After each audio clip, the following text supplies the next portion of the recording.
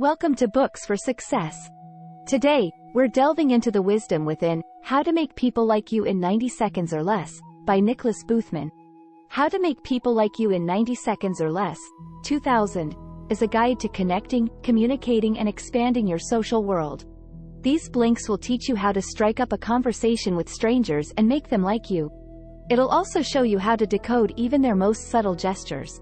Being likable is an art you can ace. Who's it for? 1. Salespeople who want to improve their interpersonal skills. 2. Anyone who wants to meet new people but doesn't know where to begin. 3. People looking to expand their circle of friends. Before we begin, subscribe and ring the bell for notifications if you want to keep receiving the knowledge of book summaries about health, wealth, love, psychology, and much more. Don't be shy about dropping your book suggestions for us to summarize. Also, you can use this video as an audiobook summary. Let's grow and succeed together. What's in it for me? Make an immediate impact on everyone you meet. Making new friends isn't easy. Meeting someone new almost always entails meandering small talk, awkward silence, and uncomfortable eye contact. And so most of us avoid the hassle and the horror of friend-making. We stick to our group of friends and steer clear of people we don't know. Yet, making new friends is incredibly beneficial. Not only will it expand your social circle, but it will also help you develop your interpersonal skills that can bring a host of benefits, both personal and professional. This summary will teach you how to be instantly likable and equip you with the tools to impress prospective friends in just a minute and a half. You'll also discover 1. How much you can learn about someone from their eye movements. 2. Why we like a person who leans forward, and 3. Why making new friends can help you live longer. Bonding with others will make you healthier and more successful. Ever since first cohabitating on the plains of Africa, we Homo sapiens have understood the benefits of living in communities. Back then, early humans would come together to hunt and cook. They knew that, as a group, they stood a much better chance of surviving than they would if each individual had to fend for him or herself. This profound desire to connect and bond with others is still with us. Whether it's at cocktail parties, town hall meetings, or Star Trek conventions, we simply love the chance to meet and be around others. It's a universal human trait. And in addition to being written into our very nature, bonding with people is actually incredibly beneficial to our health and well-being. Those of us who are good at connecting with others stand a better chance of living a long life. One study by Dr. Lisa Berkman of the Harvard School of Health Sciences observed a group of 7,000 people over 9 years. Her results showed that those who lacked quality social or community connections were 3 times more likely to die of a medical illness than those who had strong social ties. But a longer lifespan isn't the only benefit of continuously making new friends. It's also essential for success. Whatever we dream of in life, whether it's a great job, a new partner, or a ticket for that sold-out Broadway show, you'll stand a much better chance of finding it if you have a wide social network to help you. You'll hear about job openings from former colleagues. Friends will set you up on blind dates. And, who knows, an acquaintance may well be selling exactly the ticket you're looking to buy. Okay, so the benefits of bonding are clear. But that doesn't mean connecting with others is easy. In fact, it can be pretty hard to connect with new people, especially if you don't have any shared interests. What's more, whenever you meet someone, you only have around 90 seconds to make an impression. If you don't spark the person's interest at that time, it's highly probable that you'll never spark it. Luckily, it's possible to kindle connection in under 90 seconds. In the following sections, you'll learn the essential skills and hacks that will enable you to do this. When you first meet someone, pay attention to your body language, eyes, and facial expression. You now know that the first few moments you spend with a new person are crucial to forming a connection. But did you also know that people start forming a first impression of you before you even open your mouth? The first things a person will notice about you are your body, your eyes, and the expression on your face, and it's essential for all 3 of these elements to transmit a feeling of openness. Start with your body. To display openness to someone, you must position your body with your heart aimed directly toward them. This will communicate sincerity, full commitment to the conversation, and a readiness to connect. Next, look directly into their eyes. Direct eye contact is a great way to establish trust, making it an essential element of any successful first encounter. Finally, be sure you're the first one to smile. Let your positive attitude shine through your bright grin. The other person will subconsciously understand that you're sincere and open. After you've set this warm and welcoming mood for the encounter, break the ice by introducing yourself. Don't overthink it. Just offer a standard greeting like, "Hi," or "Hello," in a pleasant tone. Then, tell the person your first name and encourage them to introduce themselves as well. Once they do so, immediately repeat their name to ensure it sticks in your memory. Brenda. Nice to meet you, Brenda. Finally, be sure you're the first one to smile. Let your positive attitude shine through your bright grin. The other person will subconsciously understand that you're sincere and open. After you've set this warm and welcoming mood for the encounter, break the ice by introducing yourself. Don't overthink it. Just offer a standard greeting like, "Hi," or "Hello," in a pleasant tone. Then, tell the person your first name and encourage them to introduce themselves as well. Once they do so, immediately repeat their name to ensure it sticks in your memory. Brenda. Nice to meet you, Brenda. Finally, lean slightly toward the other person to subtly indicate interest and openness. As you perform this slight lean in, you can either combine it with a firm and respectful handshake or use the hands-free technique in which you leave your hands by your sides. In order to establish a good rapport with others, you must develop the right attitude. When it comes to establishing a natural rapport with someone, nothing beats talking about shared interests. For obvious reasons, you're more likely to hit it off with someone who supports the same sports team or reads similar books. But what do you do when no such common ground exists? Well, in such cases, you need to establish rapport by design. There are several ways to do this, which we'll cover in the next couple of blinks, but the prerequisite for all of them is having the right attitude. You can either have a useful attitude or a useless attitude. A useful attitude means you're focused on what you want out of the conversation, while a useless one is focused on what you don't. If you display a useful attitude, you will automatically show positive body language and facial expressions that will make you more likable. On the other hand, having a useless attitude will leave you with passive or negative body language that puts people off. So, if you want to improve your rapport with others, it's best to adopt a useful attitude. But how exactly should you do this? A useful attitude begins with deciding what you want from each conversation. Therefore, when beginning a conversation, consider your end goal and the approach that will help you reach it efficiently. For instance, say you're going home for the holidays, and your flight is cancelled. If you have a useless attitude, you'll be focused on the fact that you don't want to be stuck at the airport.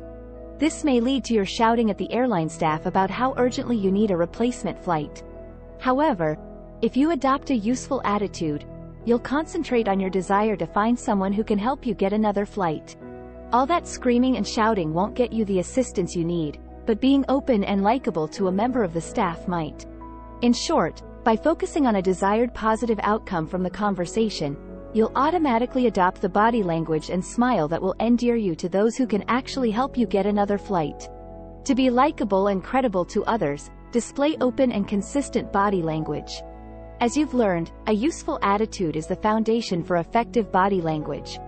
But what exactly is effective body language? Generally speaking, body language can be divided into two categories: open and closed. Open body language exposes your heart and body, signaling to others that you are not only willing to communicate but also enthusiastic about it. As a result, when two people begin a conversation with their hearts facing one another, they form a powerful connection and mutual trust is likely to increase.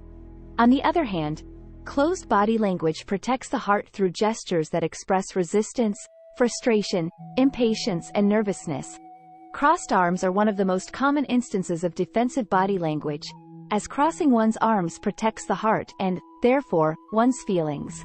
Turning your body sideways relative to your conversation partner can also evoke a similar feeling. And body language isn't just about your body. It's also your facial expressions, which can be open or closed as well. For example, an open face smiles, makes eye contact and displays clear expressions such as raised eyebrows, while a closed face looks stern and avoids eye contact. Another key to ensuring that people like and trust you is displaying a consistent and congruous message across your whole body, as inconsistencies will bother people.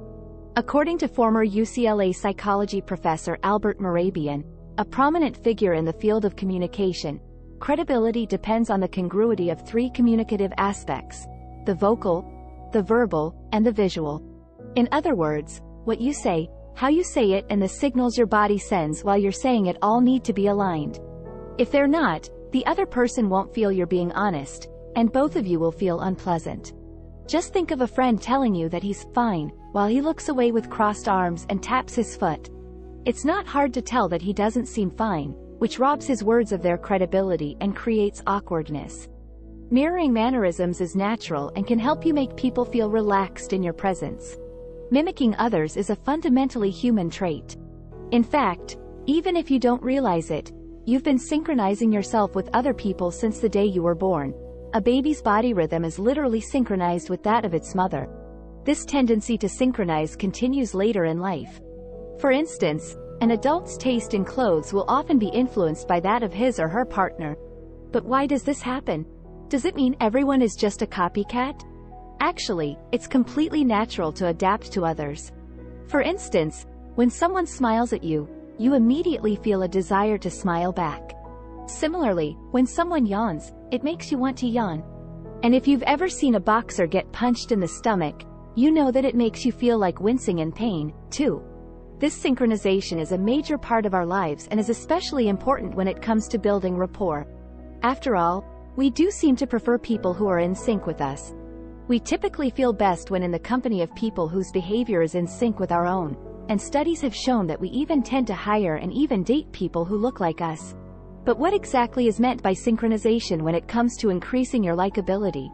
Specifically, it refers to discreetly copying and subtly imitating the gestures of your conversation partner, as well as their body posture, facial expressions, breathing, and tone of voice. Synchronization is especially important for salespeople because a mismatch in communication styles can kill a sales pitch. Imagine a quiet man who's respectfully and silently perusing an art gallery being accosted by an aggressive salesperson who stands way too close to him, grabs his shoulder, and gregariously praises the pictures. It's safe to say the salesperson would be better off matching the patron's own quiet demeanor and respectful manner. Synchronizing your voice with that of your conversation partner is also a particularly powerful tool, especially if your interlocutor speaks in a quiet voice and you tend to be louder. Simply lowering your own voice will help put your partner at ease. He'll feel more comfortable speaking with someone who shares his same gentle tone. The key to good conversation is asking the right questions and knowing how to listen. Up until this point, you've learned a lot about how to make someone feel comfortable in your presence through the right visual cues and intonation, but obviously, the content of what you say is also vital to making a good impression. So, how do you get a chat going in the right direction? Well, questions are perfect for starting conversations, and they come in two forms: those that open people up and those that close them down. Let's start with open questions, which invite other people to talk. Say you're at a restaurant and decide to strike up a light conversation with a stranger. You might say something like, "What a lovely restaurant," and then ask, "Where do you think the chef is from?" The key is to use conversation-generating words like who, when, what, where, how, and why, to request an explanation or opinion from your interlocutor. Closed questions, on the other hand, encourage a yes or no response and are formed with phrases like, "Are you?" "Have you?" and "Do you?" If you ask someone a closed question, for instance, "Do you come here often?" you'll be lucky to receive more than a simple affirmative or negative in return. So, it's best to stick with open questions to keep the conversation flowing. However, asking the right questions is only half the conversation game. The other half is active listening, meaning not just listening to the words coming out of the other person's mouth but paying attention to that person's feelings and emotions as well. So how do you do this? Well, you've got to listen with much more than just your ears. Use ample eye contact, but don't stare. Listen with your body by facing your heart toward the speaker. Lean in, and nod your head when you agree with what is being said. And when you want to say something, remember, first, not to interrupt the other person, and, second, to enthusiastically respond to what's been said. For example, if your conversation partner says, "I really like living in Chicago, but my husband got a promotion and we might move to Miami," you could say, Wow, that seems like a huge and stressful decision. How are you going to decide where to live? Understand what sense your conversation partner prefers and adapt your style accordingly. In 1970, Richard Bandler and John Grinder, the founders of the approach to communication known as neuro-linguistic programming, or NLP, realized that people perceive the world by filtering stimuli via one of three different senses: visual, auditory, or kinesthetic. Naturally, all people use a mix of these three senses as they go about their lives, but one always dominates, and knowing which is prevalent in your conversation partner can greatly affect your rapport. People who are predominantly visual care a lot about how things look. They generally tend to think in images, and they probably dress sharply and talk very fast. These people like to use expressions like, "How do you see yourself?" or "I see what you're saying." Auditory people love conversation, have fluid, melodic, expressive voices, and enjoy the spoken word as well as sounds in general. As a result, they gravitate toward careers in broadcasting, teaching, and the law. They tend to say things like, "Sounds familiar, tell me more," and "I didn't like the tone of his voice."